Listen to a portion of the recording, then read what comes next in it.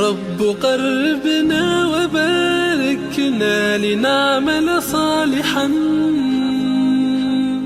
في يدي رسالة التغيير. بسم الله الرحمن الرحيم.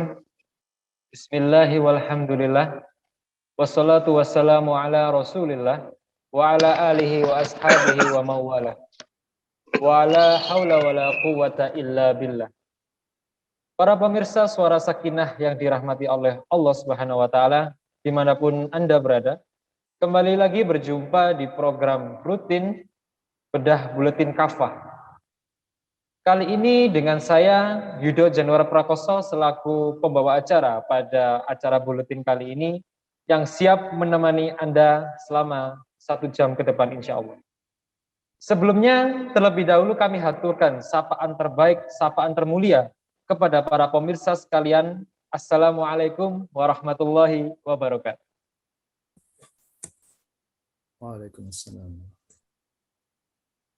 Baik para pemirsa sekalian, baik yang mengikuti forum melalui ruang Zoom meeting ini maupun melalui live Instagram atau IGTV nantinya, topik bedah buletin kafah kita kali ini adalah syariah Islam butuh diterapkan, bukan direkontekstualisasi. Kontekstualisasi menurut Merriam-Webster Dictionary Online adalah menempatkan sesuatu dalam konteks yang berbeda. Recontextualization adalah to place something such as literary or artistic work in a different context. Dalam ajaran Islam ada praktik ijtihad yang tentu berbeda dengan rekontekstualisasi. Ijtihad hanya berlaku pada nas-nas syariah yang zani, yang masih ada di ruang ijtihad ini di dalamnya. Bisa juga terkait nas-nas yang mengandung iklat atau sebab persyariatan hukum. Lantas para pemirsa Suara Sakinah, bagaimana penerapan Islam yang benar?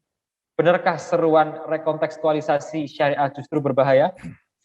Sungguh kaum mukmin itu bersaudara, QS Al-Hujurat 49 ayat ke-10.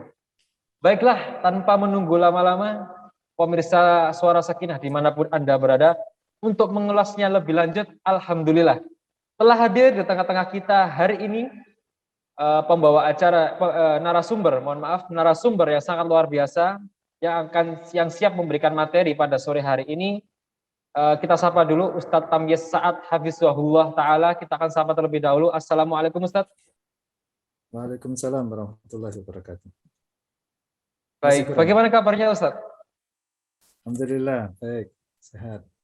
Alhamdulillah. Baik para pemirsa sekalian, insya Allah beliau telah siap untuk berbagi tentang topik yang sangat luar biasa ini.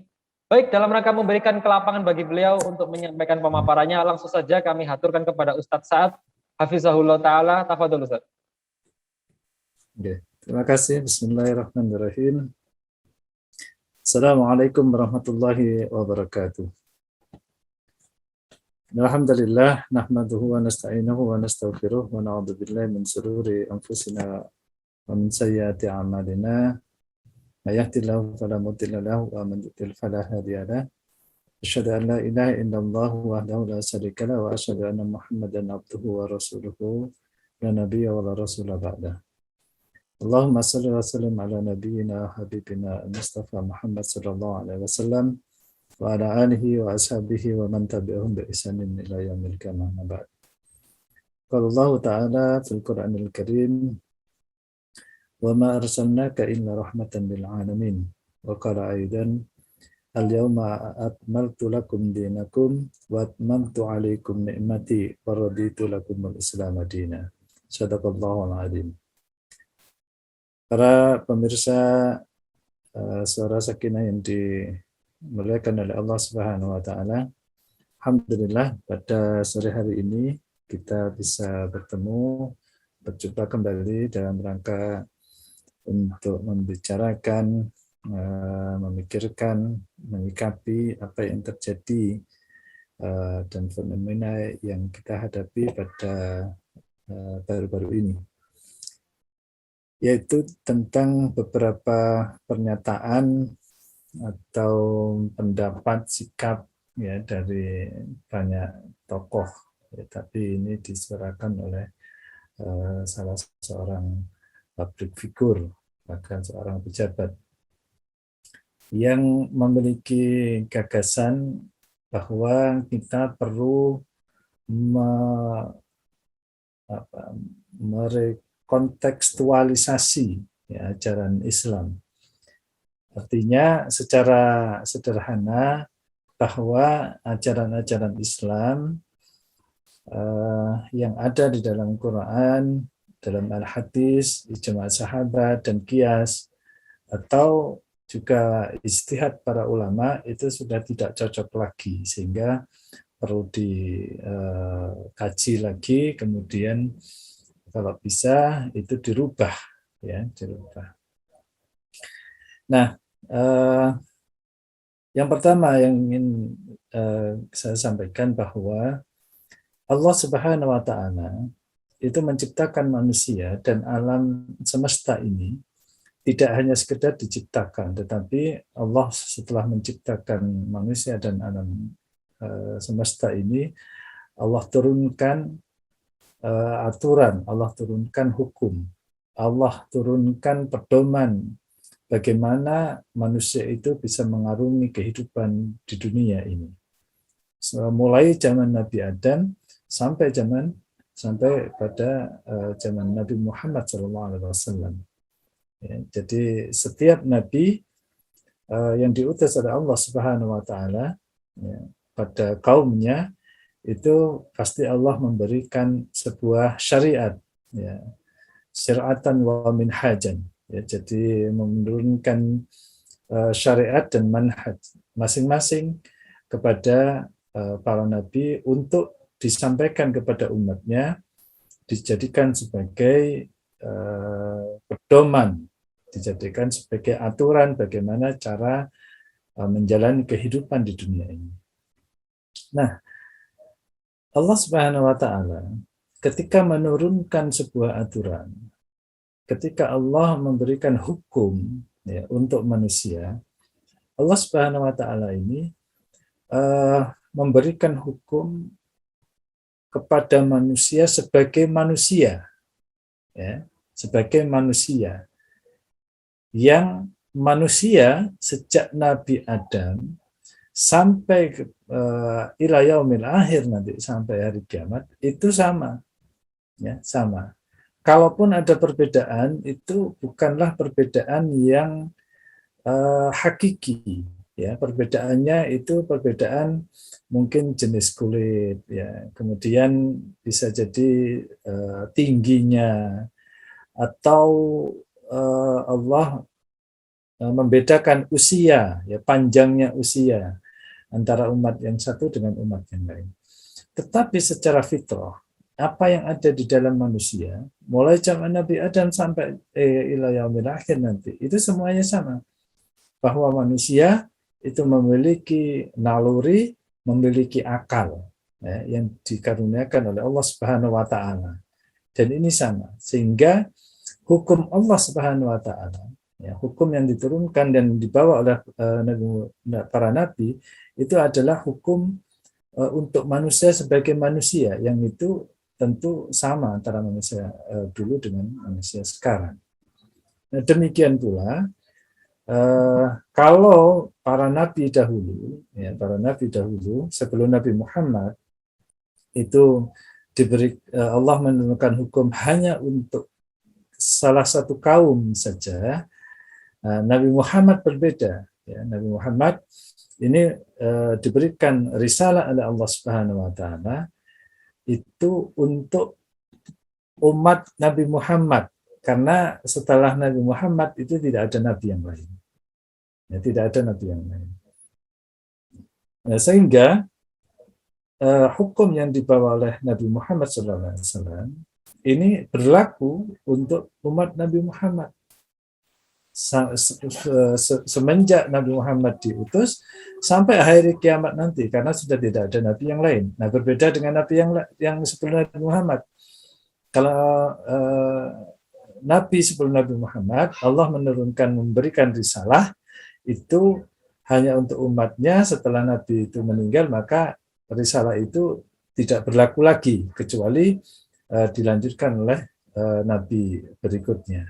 Ya, jadi Nabi Muhammad kan tidak ada nabi lagi, maka Allah telah menurunkan hukum atau pedoman agama yang dibawa oleh Nabi Muhammad itu berlaku untuk seluruh manusia. Makanya Allah menegaskan dalam hal ini kepada Nabi Muhammad melalui firman-Nya, "Wa ma arsalnaka illa rahmatan lil alamin." Dan tidaklah aku utus engkau Muhammad melainkan rahmat bagi sekalian alam, ya, bagi semesta alam. Nah, artinya apa? Ya, jadi risalah yang dibawa oleh Nabi Muhammad SAW itu adalah akan membawa rahmat bagi seluruh alam. Makanya ditegaskan di dalam surat Al-Maidah bahwa agama atau risalah yang dibawa oleh Nabi Muhammad SAW itu telah sempurna. Ya.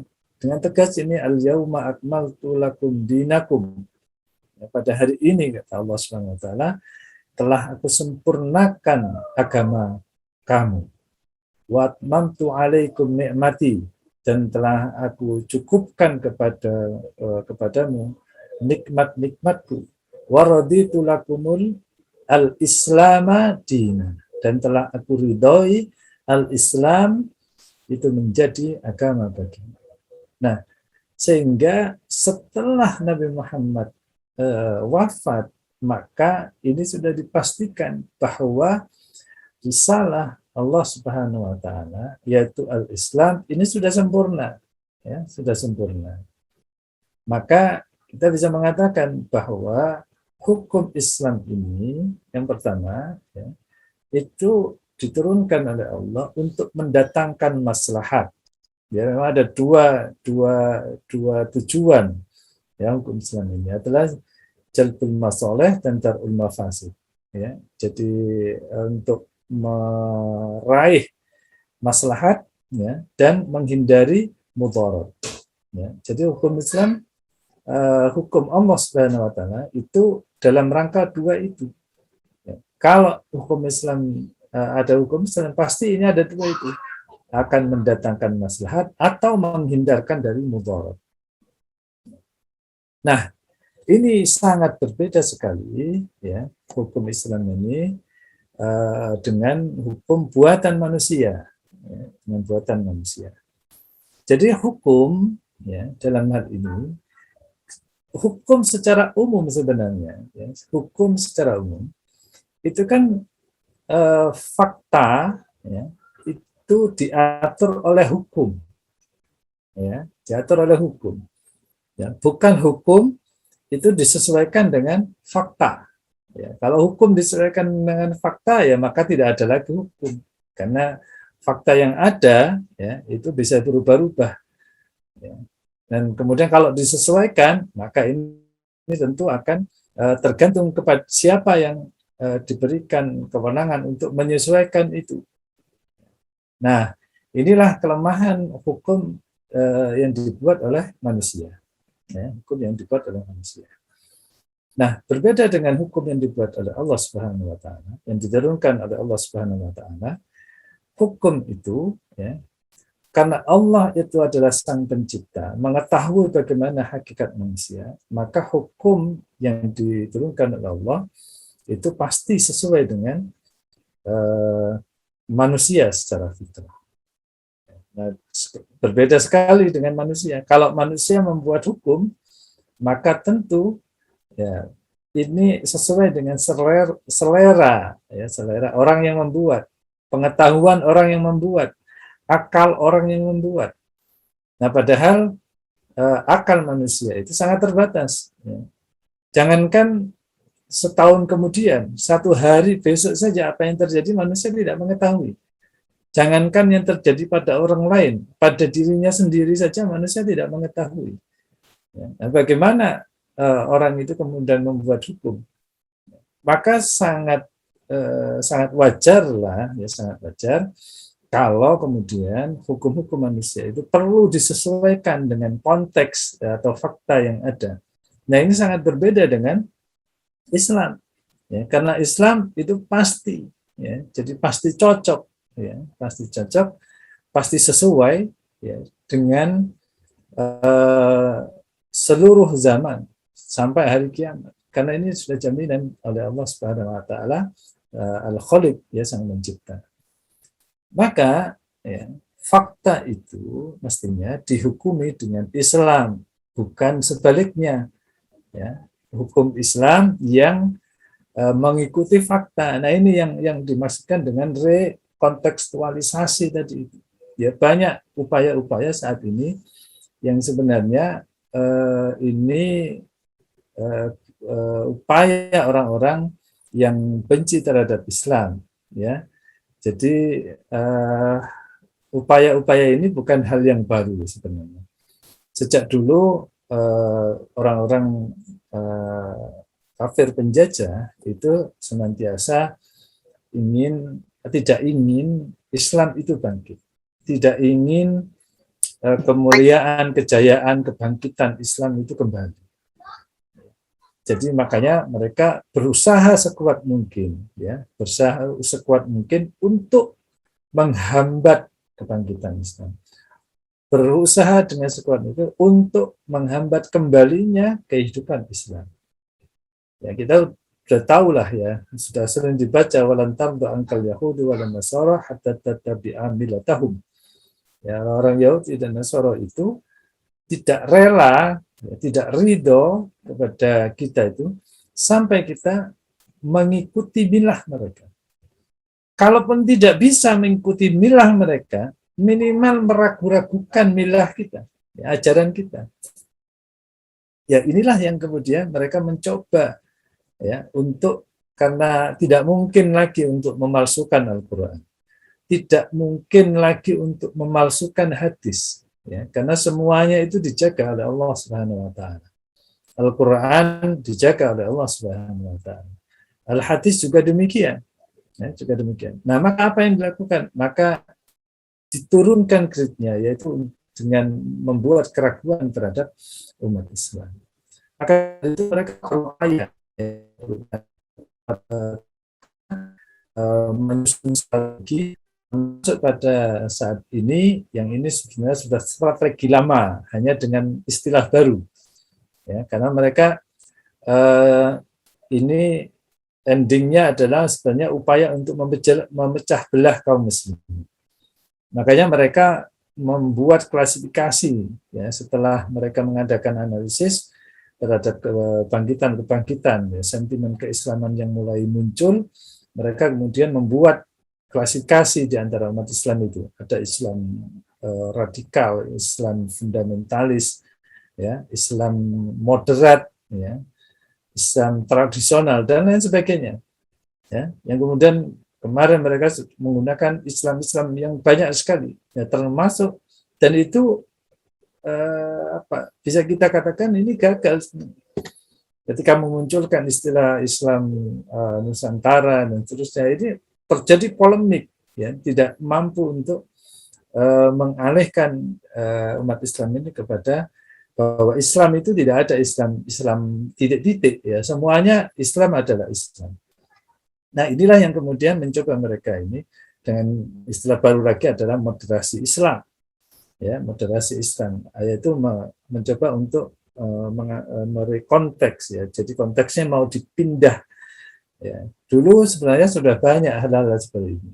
Contohnya begini, contohnya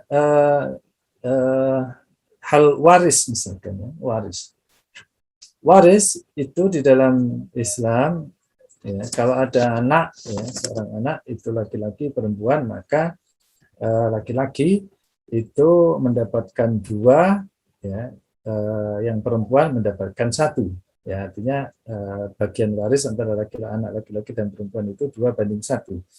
Nah, ini dulu sudah di Indonesia itu sudah dicoba untuk merekonstruksi ini lagi, merekontekstualisasi ini. Kenapa mereka mengatakan ini sudah tidak relevan lagi? Kenapa tidak relevan? Karena di suatu daerah, ya, di suatu daerah itu mereka yang kerja, nah, yang kerja itu perempuan, ya, laki-laki tidak bekerja. Maka kalau perempuan itu mendapatkan waris 1, laki-laki 2, maka ini tidak sesuai dengan fakta, tidak adil. Ya, jadi itu. Nah, maka ini perlu dirubah ya fikih yang seperti ini karena sudah tidak sesuai dengan zaman. Nah, hal seperti ini sebenarnya pemikiran yang sangat sangat rendah, tidak memahami bagaimana. Di dalam Islam memang ada ijtihad sebagaimana tadi yang disampaikan oleh Khas. Ya, di dalam Islam ada ijtihad. Nah, tetapi ijtihad ini adalah dalam ranah dalil-dalil yang dhani, yang di sana ayatnya masih memungkinkan untuk ditafsirkan beberapa tafsir, ya. Tetapi landasannya itu masih dalil, ya, masih dalil, bukan akal, ya, bukan fakta. Kalau tadi mau mengubah hukum waris, ya, itu yang dijadikan dalil itu adalah fakta. Nah, ini kelirunya di sini, dan ini berbeda dengan ijtihad. Ya. Kalau yang kemudian ada yang diambil contoh, ya, itu misalkan Umar bin Khattab, ya, sahabat Umar bin Khattab radhiyallahu anhu itu tidak memotong, ya, pencuri, ya, di masa waktu beliau, ya, menjadi khalifah. Ini bukan Umar bin Khattab itu merubah hukum karena kondisi waktu itu adalah paceklik, tidak. Karena memang ada keterangan dari Rasulullah SAW bahwa tidak dipotong tangan seorang pencuri untuk memenuhi kebutuhan dasarnya itu ketika masa itu terjadi paceklik atau kekurangan makanan. Jadi dasarnya adalah hadis, ya, jadi hadis, bukan akal-akalan, bukan fakta yang terjadi, tidak, tetapi hadis. Demikian pula kasus-kasus yang lain. Ya. Maka dari itu di dalam ijtihad, ya, di dalam ijtihad atau menganalogikan, ya, sesuatu itu harus berdasarkan dalil, bukan berdasarkan akal. Maka di sana dalam ijtihad atau di dalam qiyas itu ada namanya illat, ya, al-hukmu, hukum itu yaduru ma'a illatihi wujudan au adam. Jadi al-hukum itu beredar, ya, hukum itu beredar pada ilatnya, ya, ada ilatnya atau tidak, ya. Kalau ada ilatnya maka hukum itu berlaku, kalau tidak ada ilatnya maka hukum tidak berlaku. Kalau tidak ada ilatnya maka tidak boleh. Contoh misalkan khamar, ya, ini haram. Zaman Rasulullah sampai kapanpun itu tetap haram. Tidak bisa begini. Kalau ada di tempat sebuah yang sangat dingin misalkan, ya, sangat dingin, orang yang biasa minum khamar itu tidak mabuk, ya. Karena tidak mabuk maka halal. Tidak begitu. Karena diharamkannya khamar, ya, diharamkan khamar itu bukan karena memabukkan, ya, tetapi sebaliknya, ya, sesuatu yang bisa memabukkan itu menghilangkan akal, maka dia adalah khamar. Baik diminum sedikit maupun banyak, baik mabuk atau tidak mabuk, maka dia tetap haram. Tetap haram. Nah, itulah berpikir berdasarkan dalil, ya. Nah, sekarang itu tidak demikian. Jadi rekontekstualisasi ini adalah sebenarnya adalah agenda Barat, ya, agenda Barat yang mereka mereka sudah membuat network moderat, ya, jadi jaringan moderat di kalangan mereka itu secara internasional, ya, yang endingnya sebenarnya ini ada strategi untuk belah bambu, ya, mengadu antara umat Islam satu dengan umat Islam yang lainnya. Sehingga para pemirsa sakinah yang dimuliakan oleh Allah Subhanahu wa taala, maka hukum Islam itu, ya, syariat Islam itu yakinlah akan selalu cocok, akan selalu sesuai dengan segala zaman, ya, dan akan mendatangkan kemaslahatan bagi manusia dan alam semesta. Baik manusia ini mukmin maupun tidak mukmin, baik ini muslim maupun kafir. Ya, karena hukum Islam ini memang untuk manusia. Ya, sehingga kalau ada yang mengatakan bahwa hukum yang ada di Al-Quran maupun Sunnah itu sudah tidak relevan lagi, terus kemudian pertanyaannya, hukum siapa yang relevan? Ya, relevan bagi siapa? Hukum itu sebenarnya manusia, ya masyarakat itu sebenarnya tidak terlalu banyak berpikir hukumnya itu hukum siapa. Ya, tetapi mereka akan melihat, mereka akan menerima ketika hukum itu adil, ya, kepada siapapun, ya, kepada siapapun. Nah sekarang pertanyaannya, siapakah, ya, pembuat hukum yang paling adil? Ya tentu yang membuat itu yang tidak memiliki tendensi kepada siapapun, yang tidak memiliki tendensi kepada siapapun. Nah, adakah orang yang tidak memiliki tujuan, tidak memiliki tendensi, tidak memiliki, tentu tidak ada. Ya.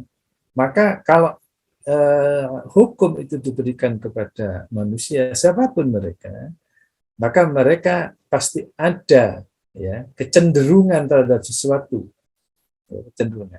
Terlebih lagi, ya, ukuran baik dan tidak, ya, itu tidak akan sama antara satu orang dengan orang lain. Kemudian ditambah lagi bahwa manusia itu lemah akalnya, yang tidak bisa mengetahui, ya, apa yang akan terjadi kemudian. Ya, sehingga kalau ini dihukum begini bisa insaf enggak, dan seterusnya. Nah, para pemirsa sekalian dimulakan oleh Allah Subhanahu wa taala. Sebenarnya kita tidak heran, ya, apa yang sekarang terjadi, karena ini memang grand strategi yang diluncurkan oleh Barat yang benci terhadap Islam. Ya. Nah, kalau kita ini sebenarnya secara berulang gitu ya, hanya gayanya yang berbeda, caranya yang berbeda. Kalau pada zaman Nabi Muhammad SAW, itu yang sebagaimana diabadikan di dalam surat Yunus ya, ayat 15. Ketika dibacakan, ya, kepada mereka itu ayat-ayat Allah Subhanahu wa taala, ya, idza tusra alaihim ayatuna bayyinatin qala alladziina la yarjuna liqa'ana ti bi Qur'anin ghairi hada au badilhu. Jadi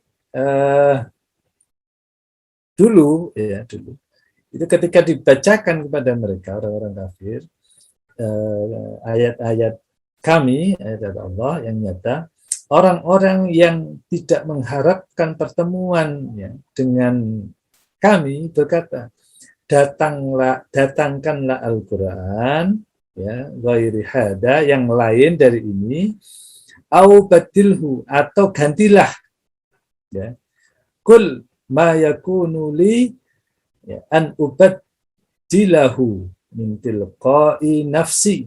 Ya. Katakanlah tidak patut bagiku, ya, menggantinya dari pihak diriku sendiri. In attabi'u illa ma yuha ilayya inni akhafu in asaitu rabbi adaba yaumin adim. Ya. Aku tidak mengikuti kecuali apa yang diwahyukan kepadaku. Sungguhnya aku takut jika mendurhakai Tuhanku kepada siksa hari yang besar, yaitu hari kiamat. Nah, ayat ini diabadikan oleh Allah Subhanahu wa taala di dalam surat Yunus, ya, ayat 15. Itu adalah kejadiannya ketika Rasulullah SAW itu membaca ayat-ayat, ya, tentang tauhid, ya, tentang kesyirikan, tentang itu kan sebenarnya adalah mencela, ya, mencela agama-agama mereka, mencela sesembahan-sembahan mereka. Nah, orang-orang kafir itu nggak terima, gitu. Kemudian mereka berkata kepada Muhammad, jangan baca yang itu, gitu. Jangan baca yang itu. Tapi datangkanlah arti bi Qur'anin ghairi hada au badilhu, ya, datangkanlah Al-Qur'an yang lain dari ini, jangan yang mencela-cela itu, atau ganti dengan yang lain, ya, ganti dengan yang lain. Nah, ini artinya apa? Sebenarnya orang-orang kafir itu, orang-orang musyrik ketika itu menginginkan Al-Qur'an itu mengikuti apa yang mereka kehendaki, ya, apa mereka sukai, apa yang tidak mereka sukai. Nah, wajar, ya, sangat wajar kalau yang meminta ini adalah orang-orang kafir, ya. Nah, yang kita sayangkan saat ini yang mengatakan seperti ini, ya ini kan sebenarnya jangan beginilah, ya, jangan dipotong tangan lah, jangan. Nah, itu kemudian disampaikan atau diucapkan oleh orang-orang Muslim, ya. Nah, ini sangat sangat apa ya, kebablasan, ya. Jadi kebablasan. Jadi sangat banyak, ya, contoh-contoh yang ingin mereka rekontekstualisasi itu, ya, sehingga hal ini sekali lagi kita harus hati-hati, ya, kita harus hati-hati dengan upaya-upaya orang-orang lain yang menginginkan, ya, ini kalau begini nanti akan terjadi perpecahan, ya, pasti terjadi perpecahan. Kita sudah banyak sekali para kiai dan sebagainya yang mengomentari, ya, ide-ide liberal seperti ini. Sebenarnya ini adalah ide-ide liberal yang sebenarnya cocok memang untuk hukum-hukum yang dibawa oleh orang-orang Barat, karena mereka tidak memiliki hukum dari penciptanya, dari agamanya, karena tidak ada agama manapun, ya, kecuali Islam itu yang memiliki hukum-hukum bagaimana mengatur kehidupan manusia. Nah, itulah para pemirsa sekalian yang dimuliakan oleh Allah Subhanahu wa taala, pada buletin, ya, pada kali ini. Mudah-mudahan Allah Subhanahu wa taala memberikan kekuatan kepada kita, menyelamatkan kita, anak cucu kita dari ide-ide, dari pemikiran-pemikiran yang tidak sesuai dengan pemikiran dengan pemikiran Muhammad SAW, ya, para sahabat, ya, dan para tabi'in dan tabi'in, ulama-ulama mu'tabar yang sudah kita kenal. Nah, inilah yang kemudian kita kemudian menyadari, ya, bahwa penjagaan akidah, penjagaan agama ini sangat penting. Nah, inilah yang sekarang akidah umat ini tidak ada yang menjaga, ya, padahal salah satu syariat tujuannya, maqasidus syariah itu adalah hifdzuddin, ya, hifdzul akidah, ya, menjaga agama atau menjaga akidah, ya. Yaitu siapa yang menjaga? Tidak ada yang lain adalah al-imam atau al-khalifah yang menjadi pemimpin umat Islam, yang menerapkan Islam secara kafah, ya, yang kemudian bisa menjaga akidah umat Islam sehingga ide-ide liar seperti ini itu tidak bisa berkembang ketika syariat Islam diterapkan. Demikian dari saya. Assalamualaikum warahmatullahi wabarakatuh.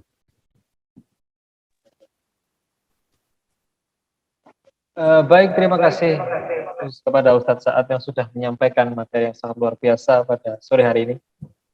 Walaupun sudah sore tapi tetap semangat dalam mengikuti acara bedah buletin kafah. Sepertinya ini pembahasan cukup menarik, Ustadz.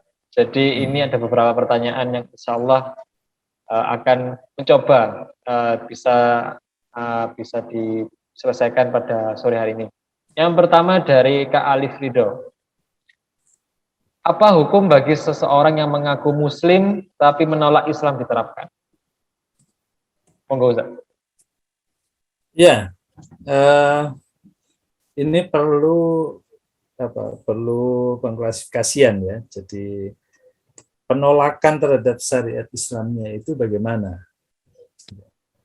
Apakah ini karena jabatan yang dia miliki atau ketakutan kehilangan ya apa yang dia miliki baik jabatan, harta dan seterusnya, atau karena kebodohan ya, karena kejahilan, karena ketidaktahuan.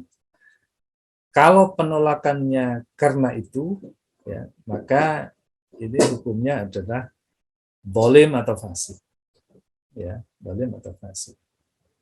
Tetapi kalau penolakannya terhadap syariat Islam ini dengan keyakinan, ya, benar-benar yakin, ya, 100% begitu bahwa syariat Islam itu tidak cocok, ya, tidak pantas atau apalah ya kasarnya, tidak wajib, maka Muslim yang seperti ini itu bisa dikategorikan orang yang murtad. Ya. Maka ini perlu apa?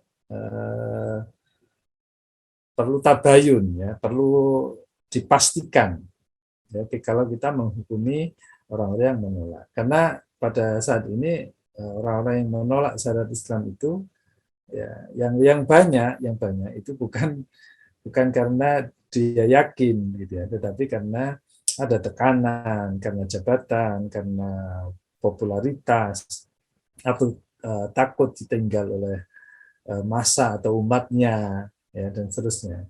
Kalau yang masih seperti itu, maka dia akan terkategori pada kalau tidak zalim atau fasik ya. Jadi itu. Tapi kalau yakin secara i'tiqad dia menolak, maka dia bisa dikategorikan keluar dari. Jangankan menolak syariat Islam, menolak satu kata saja di dalam Al-Quran itu bisa murtad. Bisa murtad. Apalagi menolak satu ayat di dalam Al-Quran itu sudah murtad. Ya. Kalau penolakannya itu memang ya, berdasarkan keyakinan dia. Gitu ya. Tapi karena yang bukan karena keyakinan, kebodohan, maka dia akan berdosa. Ya. Dosanya bisa banyak. Kalau kebodohan, ya dosa dia tidak belajar, dosa dia tidak menerima syariat. Begitu, Mas Yudo. Baik Ustadz, jadi kesimpulannya bisa jadi syariat Islam adalah memang final dari aturan yang sudah diciptakan Ustadz ya. Betul. Baik Ustadz, yang ada pertanyaan berikutnya ini dari Kak Transfer Al-Fatih. Apa hukum pemegang jabatan atau pembuat regulasi untuk rekontekstualisasi syariah Islam? Monggo Ustaz. Hukum pemegang jabatan atau pembuat regulasi yang meluncurkan ide rekontekstualisasi gitu ya.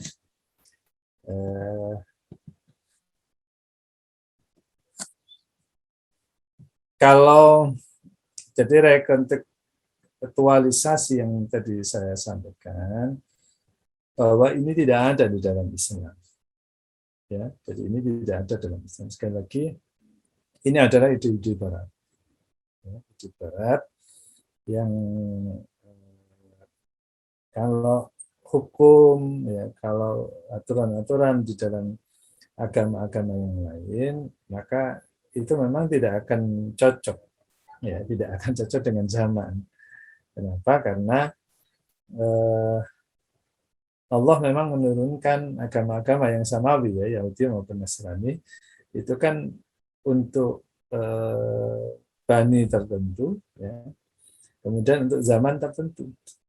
Ya, maka perlu rekontekstualisasi itu tepat dari mereka.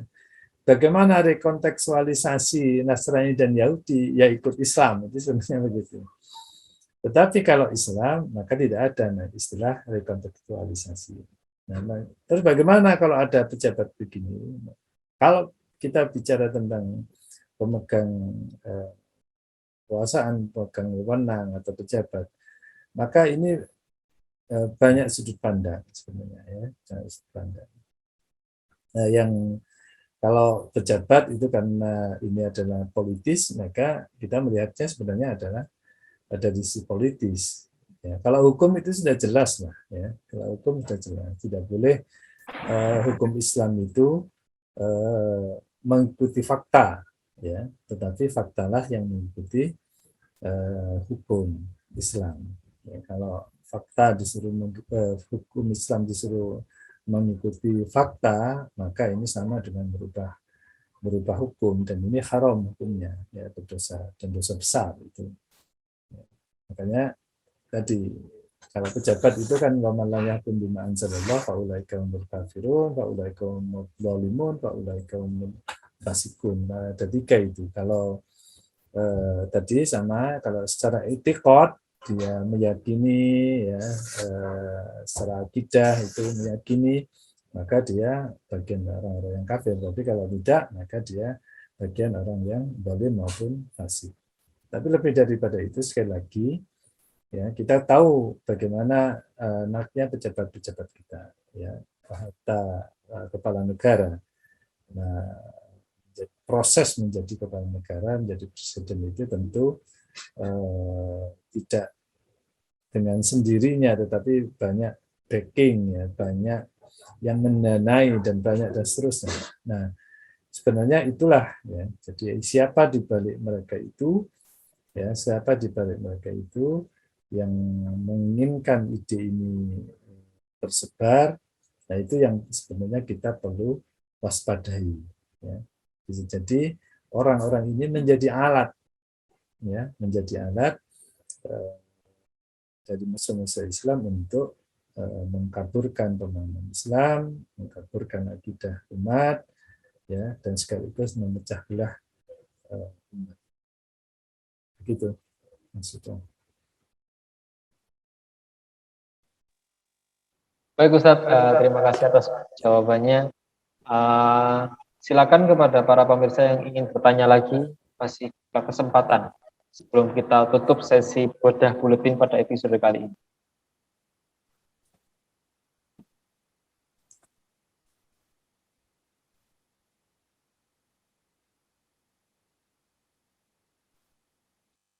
Baik, jika tidak ada, apakah ini saya diizinkan bertanya juga Ustadz?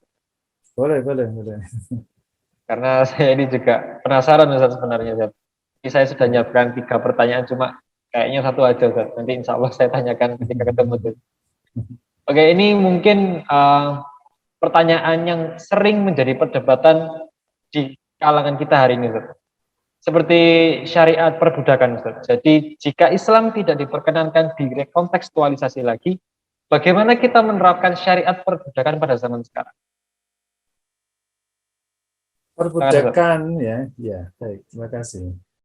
Jadi istilah budak, ya, itu ketika ada peperangan, ketika ada peperangan. Nah, syariat budak itu, perbudakan itu sebenarnya, ya, motivasi hukum perbudakan di dalam Islam itu adalah motivasinya adalah memerdekakan budak. Itu motivasinya. Karena dahulu sebelum Islam datang, itu perbudakan malah sangat budak itu layaknya binatang. Ya, nah, Islam datang itu mengatur, ya, bahkan dimanusiakan lagi, ya, tidak dianggap sebagai binatang. Dan kedua, Islam datang dengan hukum-hukum perbudakan itu motivasinya malah untuk memberikan motivasi kepada umat untuk memerdekakan budak. Ya, maka kafarot di dalam Islam itu ada, salah satunya, ya, harus memerdekakan budak. Kalau konteks sekarang bagaimana? Tidak ada budak sekarang. ya. Jadi konteks sekarang tidak ada perbudakan, jadi salah. Jadi jangan disamakan pembantu dengan budak, itu salah kaprah ya. Kalau misalkan dulu pernah saya dengar di Arab Saudi itu TKW kita itu apa namanya disiksa dan seterusnya itu karena dianggap budak, itu salah ya, salah besar ya, karena perbudakan itu tidak demikian. Nah, konteks saat ini tidak ada ya istilah budak, karena budak itu banyak terjadi ketika terjadi peperangan antara negara satu dengan negara yang lain, tawanan, jadi tawanan. Itu Mas Yudo. Baik Ustaz, terima kasih atas jawabannya yang sangat luar biasa, dan alhamdulillah telah berakhir sesi episode kali ini di bedah Buletin Kafah ke-217, dan insya Allah akan ditutup dengan kesimpulan yang insya Allah akan disampaikan oleh Ustaz Sa'ad. Monggo Ustaz Sa'ad mungkin 1 kalimat, 2 kalimat yang bisa mencerahkan kita semua untuk menerapkan syariah Islam untuk ke depan. Silakan Ustaz. Baik, ya, dari banyak yang kita sampaikan tadi, sebenarnya kita ingin meneguhkan kembali kepada umat ini ya, bahwa ketika syariat Islam itu diterapkan, pasti akan mendatangkan kemaslahatan. Ya. Maka Islam akan sesuai dengan segala zaman, ya, selalu update untuk memberikan atau mendatangkan kemaslahatan bagi manusia, baik mukmin, baik muslim maupun orang-orang non-muslim, dan juga akan mendatangkan kemaslahatan bagi alam semesta. Maka yakinlah dengan syariat Islam kita akan bahagia di dunia wal akhirah. Begitu. Assalamualaikum warahmatullahi wabarakatuh. Waalaikumsalam warahmatullahi wabarakatuh. Terima kasih pada Ustadz Sa'ad selaku narasumber kita pada sore hari ini yang telah memberikan materi yang sangat luar biasa tentang rekontekstualisasi dalam syariah Islam. Baik, pemirsa Suara Sakinah dimanapun Anda berada, alhamdulillah telah berakhir juga sudah sesi episode kali ini, dan jangan lupa untuk follow akun Instagram Suara Sakinah dan juga follow akun YouTube Hidup Berkah karena akan ditayangkan ulang pada channel tersebut. Baik, terima kasih jazakallahu khairan kepada semua pemirsa dan jamaah yang telah menghadiri pada Buletin Kafah episode 217. Mari kita tutup majelis ini dengan ucapan istighfar 3 kali, alhamdulillah, dan doa kafaratul majelis. Astaghfirullah, astaghfirullah, astaghfirullah, alhamdulillahirabbil alamin, subhanakallahumma wa bihamdika asyhadu an la ilaha illa anta astaghfiruka wa atubu ilaik. Saya Yudo Januar Prakoso, terima kasih atas kesempatan host kali ini, dan mohon maaf bila ada salah kata. Wabillahi taufiq wal hidayah. Wassalamualaikum warahmatullahi wabarakatuh. يا رب قربنا وباركنا لنعمل صالحا في يدي رسالة التغيير.